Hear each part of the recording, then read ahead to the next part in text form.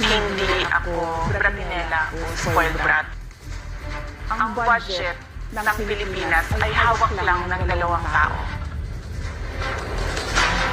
Ang budget ng Pilipinas ay hawak lang ng 2 tao. Hawak lang siya ni Congressman Zaldico at ni Congressman Martin Romualdez.